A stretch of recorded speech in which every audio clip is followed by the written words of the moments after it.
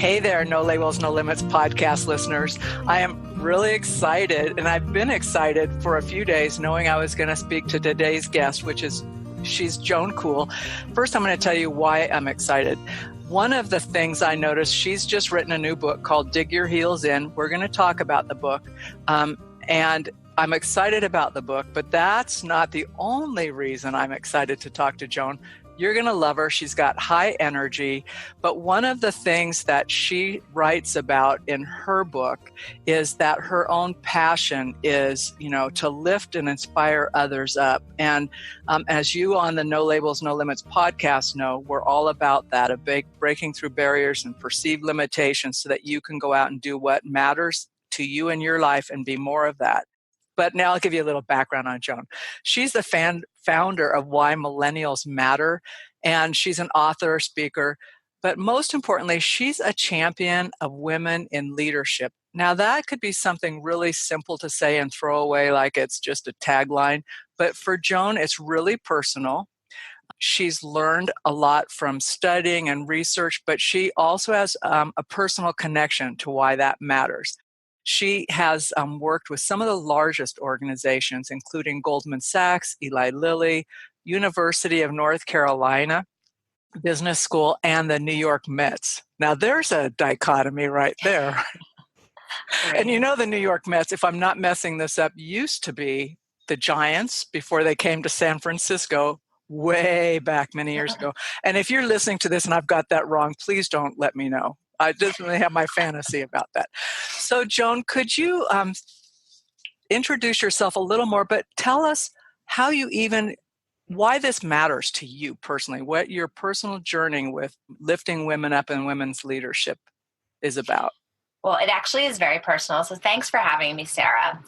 For me, wanting to be a champion for women in the workplace, but also investing in girls' leadership comes from the roots of my childhood. For a chunk of my early years, it was just my mom and I was lucky enough to have a mother who really wanted me to do better and have a brighter future. So she pushed herself by taking on different jobs, whether it was going from being an inner city school teacher in Philadelphia to then working as a secretary in places like Temple University to advance her degree.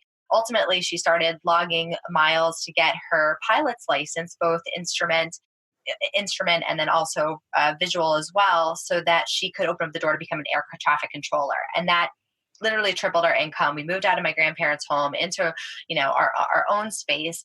And so the thing about that is that my mom always saw that I had big dreams for myself, and I was a pretty extroverted child. And I used to say I wanted to wear a business suit and live in New York City. She didn't know anybody that wore a business suit, and she didn't know anybody that lived in New York City. So she enrolled me in youth leadership programs, and that changed my life. I got to meet mentors like you, maybe did wear a business suit or had connections to New York City. So literally all of my life, I have been involved as a volunteer or a board member in these leadership programs, predominantly those that invest in girls. And then going into the workplace and starting to see what was happening around me, sometimes in situations where women didn't come from the same confidence place that I did, but we were all battling the same barriers, it really can derail a woman. And that's really, now as a mother of two daughters, I can't stop. I mean, I lead the research, but I have to put it into action because that's what matters for me to thrive, but also for my girls to have a bright future. So talk a little bit about the impetus for writing this book. And I actually didn't read the whole title, and I want to read the subtitle because it's really cool. And it's Dig Your Heels In, Navigate Corporate BS and Build the Company You Deserve. And you're an advocate of not jumping ship, basically, right? Of testing things first and digging in your heels. Talk a little bit about that and the research that the benefits of doing that first, maybe even. Yeah. Well, it came from two places. The first is that I spent 14 years in corporate America, and I wasn't running away from something. I was running towards something. So that's the first thing that I always ask women that are contemplating a big move, a career transition.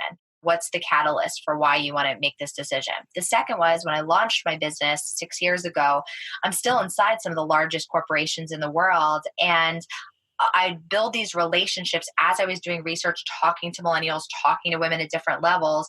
I'd build these relationships, and they'd turn to me when they had an opportunity. And oftentimes you're going to get more money, a bigger title, more responsibilities if you jump ship. And there was so much glamorizing of being an entrepreneur and job hopping and labeling of that. And I know how hard it is to be an entrepreneur. You really have to have like the thick skin for it. So I just felt like there was not enough resources to say to her, let's really evaluate the situation you're in right now. And you have so much power and relationship equity. You know the players, you know the politics, you know the policies, you know where we could dig our heels in and actually start to lead the change. And that's pretty fulfilling if they can see that opportunity clearly. And sometimes it takes somebody from the outside helping them think through, again, the dynamic and the culture they're in and that decision. Should I stay or should I go? Thank you. Well, because it's a hard decision. And often it's one of, you can feel like, okay, maybe it's just me, right? I'm the problem. I'm not measuring up or whatever. So in your book, you actually talk about that, right? And one of the things is you're not crazy. So yes. Say a little bit about that. There's some I've got a number of pages flagged in here because they really resonated with people I've coached, and I know those are recurring questions and challenges that come up. So what are some of the top barriers or questions that come up when people are facing like frustration and trying to decide what they want to do? Yeah, and I learned this because of spending so much time with women at every level, from the mailroom, I always say, to the boardroom, that are making this decision and evaluating things that have happened and what they want, right? And so I know that women are phenomenal critical thinkers and really good at making decisions, but sometimes it's right here, right? We don't have the time or even the really, we don't take the courage to talk to other people about it who could see things and help us really navigate that situation. So my book is not just to inspire women, it's to arm them. And that's why I have tools like the should I stay or should I go reflection questions, to your point, to help you evaluate the environment, the culture, what your experience has been with management, because they say 90% of people leave a company because of the person they're working for, right? Not that company. And that's always going to be a challenge, that dynamic, and making sure that one person doesn't push you out the door of a place you work so hard to get into. So help them think through that and really invest in the relationships at large, like that ecosystem of who they're exposed to on a daily basis, and even think about the things that give them good energy and how to work that more into their life. So that's why there's a lot of kind of telling a story from a woman that is in a different industry about what she's experienced or what she learned, and then breaking it down for the reader to say, okay, now this is how you can go and assess your situation. It was nice that you put in your takeaways from your interactions. Like, here's the things you can focus on and from this example type of thing. Yeah. I thought that was really helpful. So when you've talked, and you talked about meeting women at different levels within an organization. So I'm guessing it's not, your focus really and your passion is around millennials, right? Am I correct? But then all women as well? It's so hard, right? I believe in women at all levels, but that specific time period, that early leader, right, from college to career, I just think there's so much opportunity there, and I feel so close to that group, spending so much time with them. So that's why I do put a lot of resources there. But my events, it's women, all ages and backgrounds.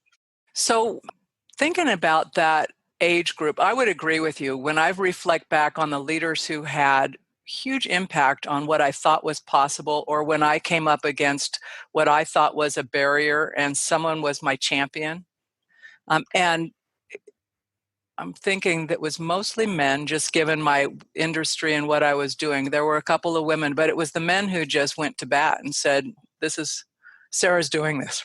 Mm-hmm. And this one guy said, no, you're doing this. And I told him you couldn't. I'm thinking, I'm not sure I can. He goes, you can.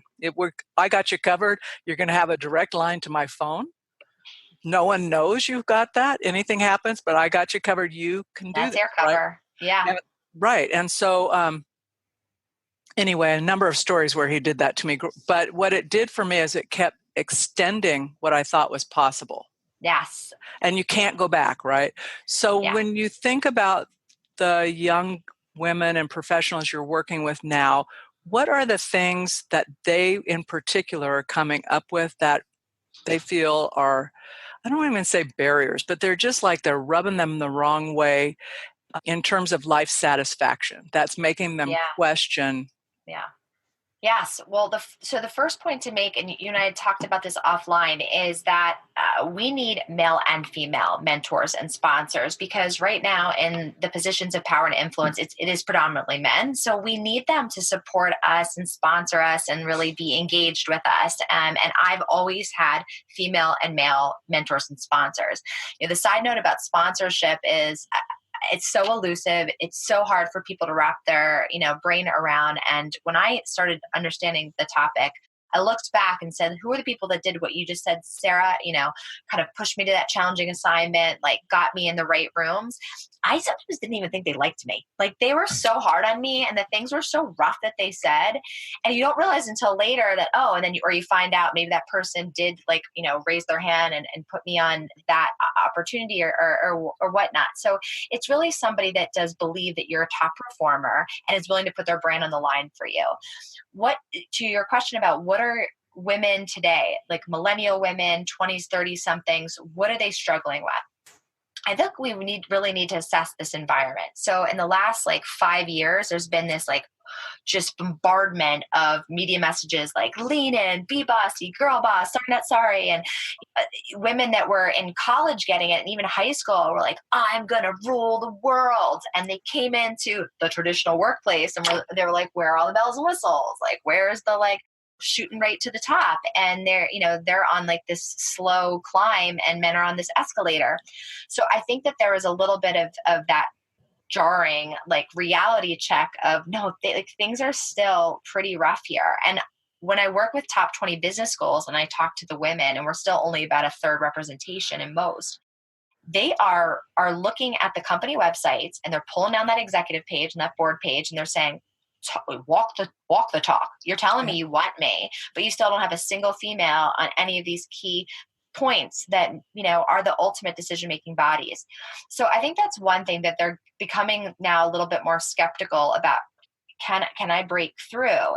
But that's why I'm trying to focus on them so they don't make the decision to all leave, right? Or go to startups, unless that's absolutely the thing that they need to do. But there's so many wonderful things in big companies. And if we don't stay and we don't mobilize, we're not going to transform it, from a gender perspective, a race perspective, an age perspective. And then the last point I'll make is, and this is why I care about girls so much and spend so much time in girls leadership programs, is that we are just in a really scary mental health care crisis for young people in general across the world of college and high school. But girls in particular, they are just suffering from anxiety and depression at much higher rates. Mm-hmm. And that fear of missing out and what is valued about a girl and a woman, her looks, all that pressure from the media, as much as there's good things happening, it just worries me. And those things hold you back in your mindset. And that's why I think I still need to work on confidence and, overcoming imposter syndrome and some of those self-limiting behaviors with younger women. And I'm not sure that goes away entirely. I mean, they resurface, right? So Totally. You feel good and you get into a new thing and then you're going, I might be in over my head again, right? But if you've accomplished that and you've had someone help you early on, you do remember, I've been here, I can go through this. But if you've never been there before, you're lost, right? And to your point, the social media, like when you're saying everything looks glamorous, something, running a business is work.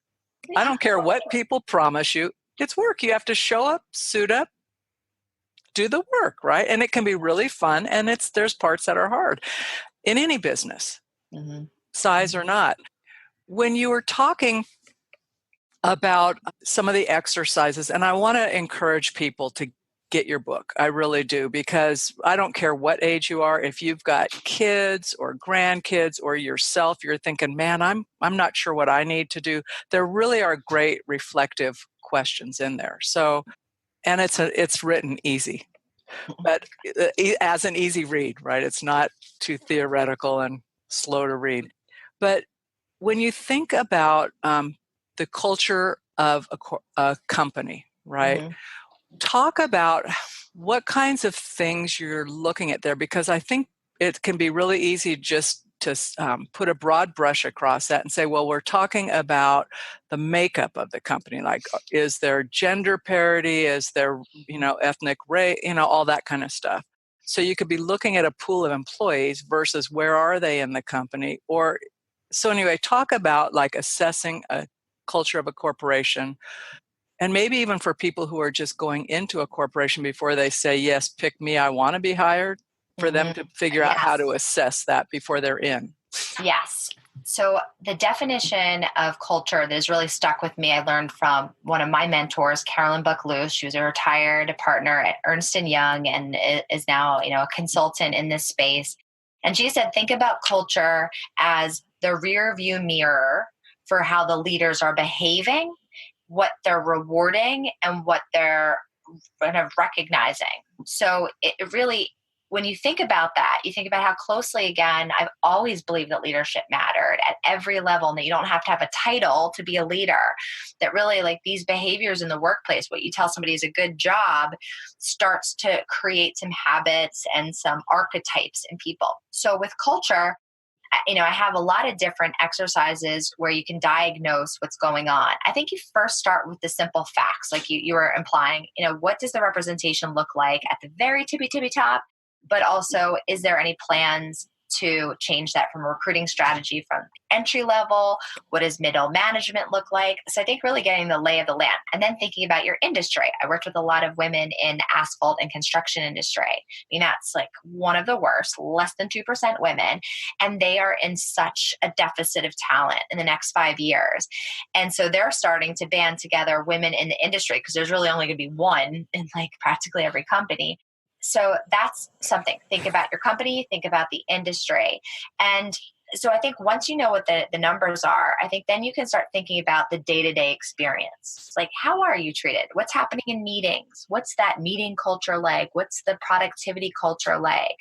I mean, because this is the thing, there's always good with the bad too. And it's really fair to be able to say, but actually my company is really community minded. And like, I really love that we all know each other's families, and there's some good there too. But you know what? You aren't on as fast a trajectory as the guy that was hired next to you. So I think that's the first situation, is know the landscape. And then I think the second is really starting to get the knowledge about all these things I'm talking about. Because sometimes people don't realize it could be different, right? They really think like, if this is me, or maybe this is just my specific company, or there's something about it. They don't understand that like this is absolutely pervasive. And that's supposed to give you the courage and the endurance to lead the change, which isn't easy. But I think if you then have a vision for what it could look like, and then the biggest thing I tell everyone, and this is what I focused on in chapter 1, is this is not just the right thing to do. This is the smartest thing to do. This is for business. This is for society. This is not just for women. Everybody wins. Men win too. Hey there, No Labels, No Limits podcast listeners. Over the course of this podcast, we've been pretty intentional about not using advertising so that we can bring you nothing but inspirational stories. But today, for the first time, I wanted to share with you that there are 2 opportunities coming up. If you've been considering finding a coach, now's the time to review the 6-week Strategic Vision Achievers mini course or the 12-week intensive course. Find out more information about visiting sarahbox.com/coaching, or shoot me an email at sarah@sarahbox.com. Put in 6-week or 12-week coaching and I'll follow up with you. Thanks, and let's get back to the podcast. Talk about the economics of that, because you presented some great data on the economics of women and business and the return on investment and equity. Yeah, because of women. Yeah, just even representation. When you think at the top of the chain, that when more women are on boards, that the company performs well. You go from 0 women on a board to 3 women on the board. It's been associated with an increase of 15% in profit, 60% return on equity, and return on investment. And what happens is, what you're seeing right now at the Fortune 500, we saw a dip of the number of female CEOs. It was went down to 24 in 2018. And now we're back up to around 33. Still only 6%. But having those women. I'm sorry. That's just, I know. We dipped to 24 out of 500. And I'm thinking, okay, the math. So when you said 6%, I'm going, okay. but I'm not laughing at that. But But it's when I crazy, saw, right?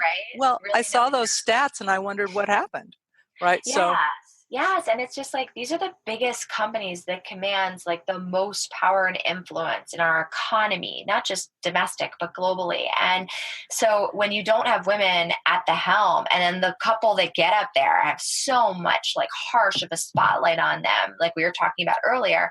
So first knowing that now we are back on like we're getting more women in the CEO position from 2018. One of the key reasons they believe is that there was this huge like multiplier effect of women getting on boards. So if women are behind the board in the boardroom, they're looking for more talented women to bring up. And then when women are in senior leadership positions, companies have been shown to have much more family-friendly policies, more inclusive benefits, whether it's flexibility or it's the healthcare choices they invest in that benefit everyone. And Fortune's most admired list, those on there have like double the number of senior leaders that are women than those that are less reputable. So there's so many pieces of it that really spell out the opportunity. McKinsey says that all these efforts around gender equality, if we accelerated them, they'd add trillions of dollars onto, our national or our global economy. So a business case.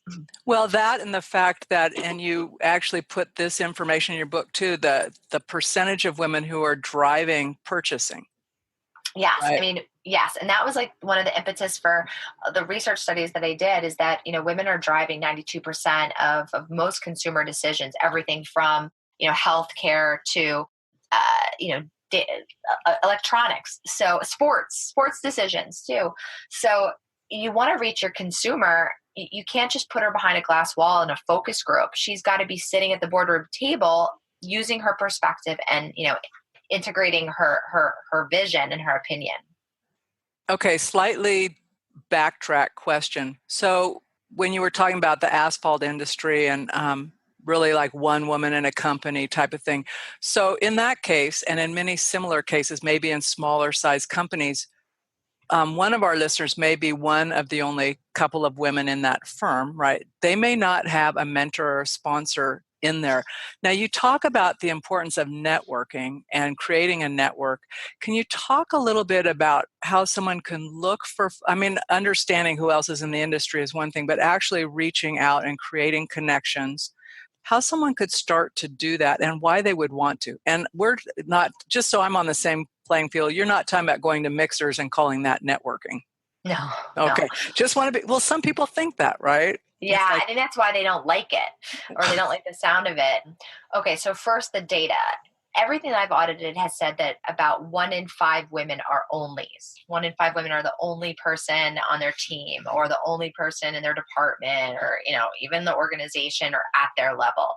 So knowing that, and you think about the pressure that places on you, A, to conform and just fit in, or B, every move you make is like dictating what our entire gender is capable of. That's pressure. So there's another podcast episode on the Lean In podcast Tilted about it and interviewing women more at the executive level about what that feels like. So back to building those relationships. So we already said that you have to have relationships with men and women and you have to find your allies. And so what I spent a whole chapter writing about relationships because they're the core of everything and kind of understanding, okay, we got mentor and sponsor, but you can have allies and champions and sounding boards. And what I am starting to learn through my workshops is that women, I think, are really compartmentalizing these relationships or they're having too high expectations. Like I have to have this perfect relationship with you, Sarah, where like we see each other at least once a month. We spend at least an hour and a half together. We're real deep. You know something about me that's really personal. I know something about you. Like it doesn't have to be like that. I could be like, Sarah has tremendous communication skills and she wants to learn more about like my knowledge in XYZ area. And that's the basis of our relationship. And you grow from it, I grow from it. Cool. So I think that women always associate networking as like dirty and inauthentic, whereas men talk about it as like powerful and like opportunity.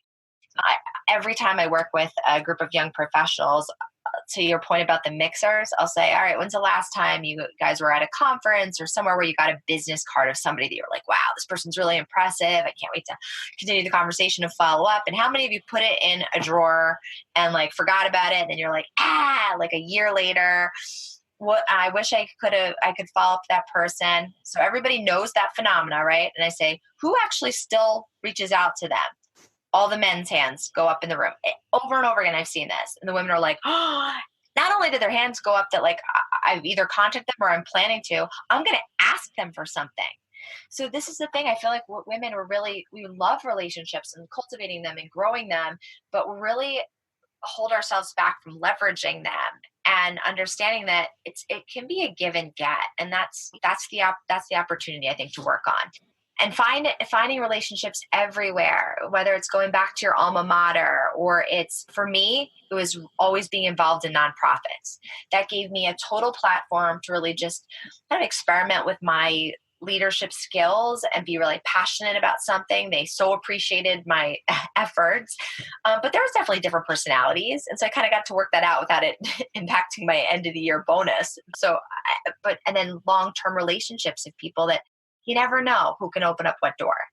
You don't know or how you can reciprocate in the future. Yeah. And that's the great thing is when you know folks and to your point, you don't have to know someone's life story, but if you know what's kind of important to them and you can just say, hey, and I had that opportunity not too long ago where one of the gals on my podcast I interviewed, and this may happen to you too, where it's like something just clicks in your head. You're going, they need to know so-and-so.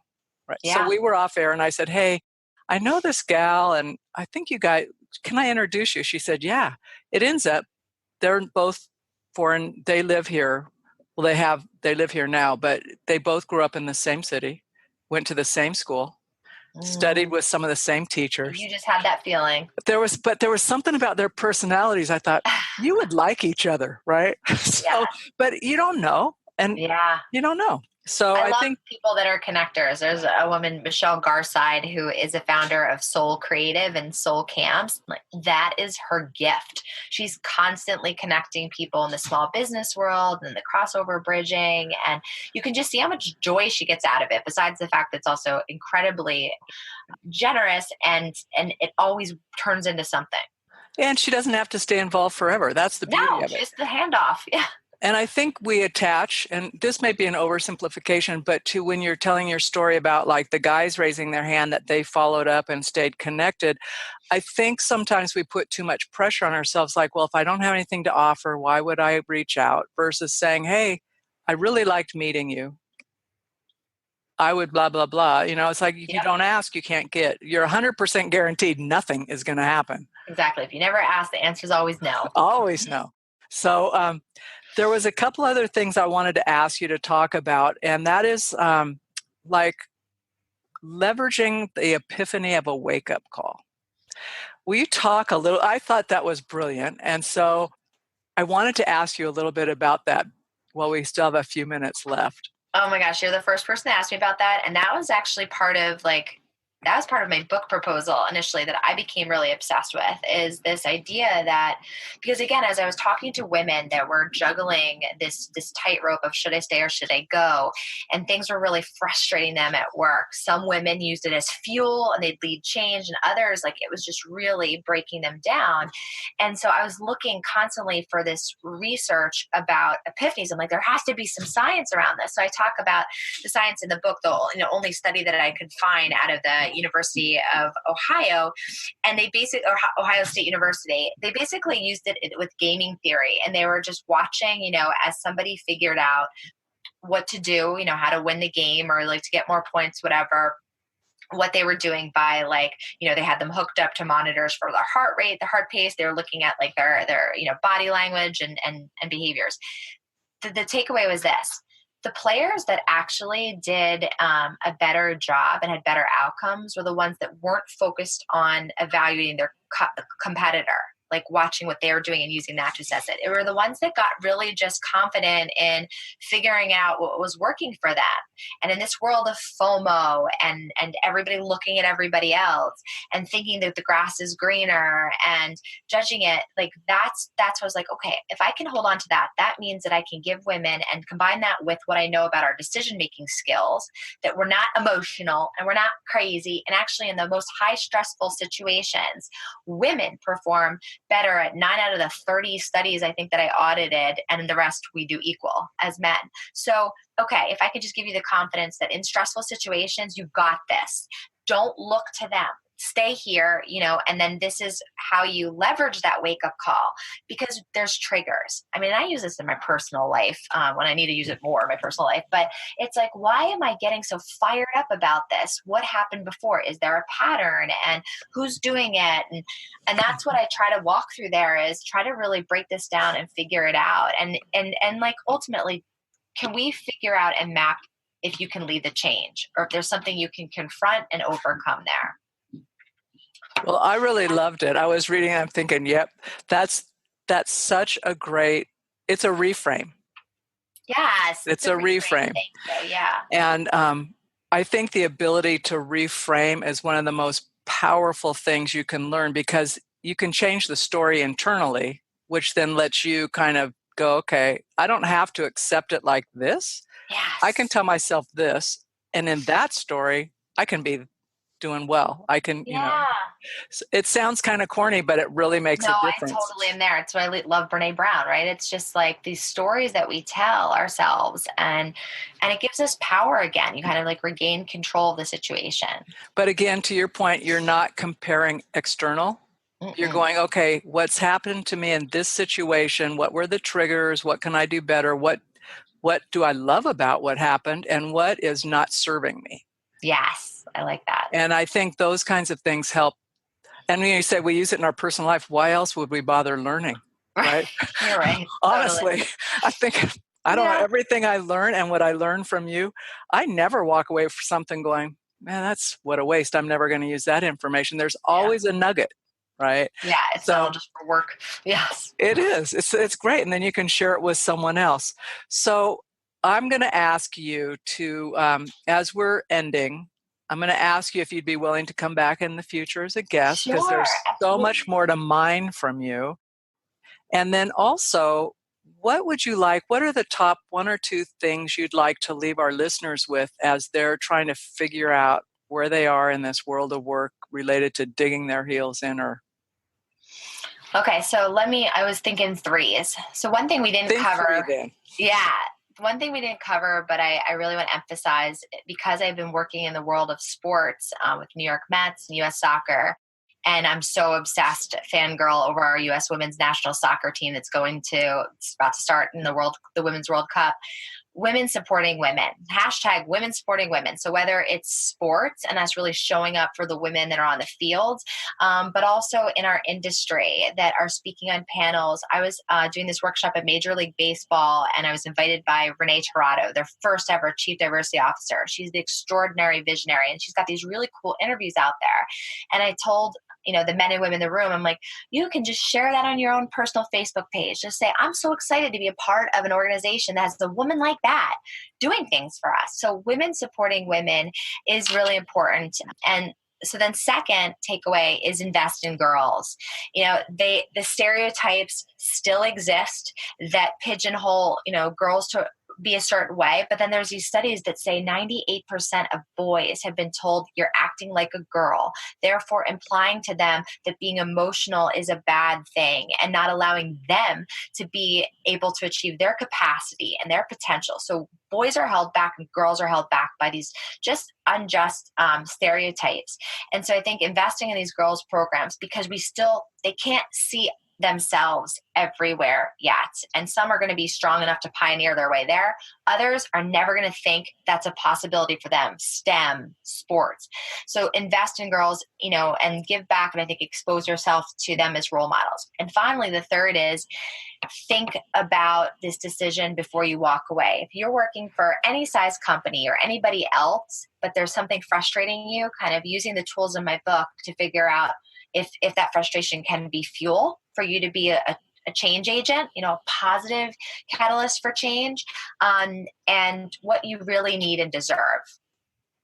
Those are great. I love all of those three. And I would say to the listener, if you read the book and you still can't tell, like you're thinking, I'm not sure, stay or go, please reach out to a mentor, someone who can be dispassionate and listen to you and help you think through and be an advocate for you. Someone who's not, as we say, they don't have a dog in the hunt. They don't care. They just want you to succeed. Because to your point, getting that outside perspective can really open up things for us. Help us reframe those stories. Those stories. Yeah. So, Joan, I'm just so glad I got to meet you on this interview. And best of luck on your book. It really is a great read. And I'm happy to be a part of your journey.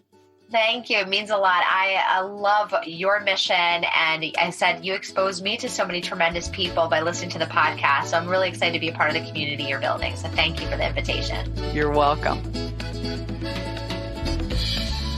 Well, that's it for this week's edition of the No Labels, No Limits podcast. We hope you liked what you heard, and if you did, we ask that you go over to iTunes, Stitcher, Spotify, or wherever else you listen to the podcast and leave us a rating and review. If you know someone who would enjoy this podcast, please be sure to share. And until next time, have a great week living a no labels, no limits, and no excuses life.